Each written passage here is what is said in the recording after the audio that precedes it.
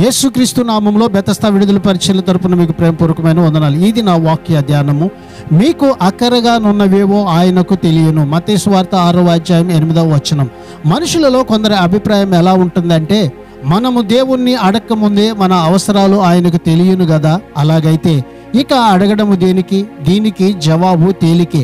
ఆయన అడగమన్నాడు గనుక మనము అడగాలి. దేవుని ప్రజలు ఆయనతో సహవాసం చేసేందుకు, ఆయనలో ఆనందించేందుకు, తమ అవసరాలను తీర్చుకునేందుకు అనుసరించవలసిన విధానాల్లో ఇది ఒకటి. వారికి అనేక ఆధ్యాత్మిక పాఠాలు నేర్పేందుకు దేవుడు ఉపయోగించే వరాల్లో ఇది ఒకటి. అంతేకాక ప్రతి విషయంలోనూ తాము దేవునిపై ఆధారపడి ఉన్నామని, ఆ విషయాన్ని ఒప్పుకుంటూ ఉండాలని ఇది వారికి పదే పదే గుర్తు చేస్తూ ఉంటుంది. ప్రార్థన.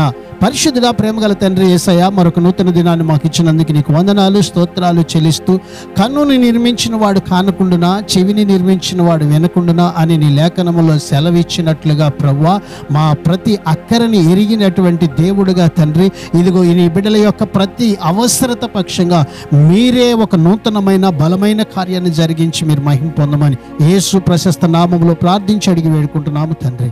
ఆమెన్.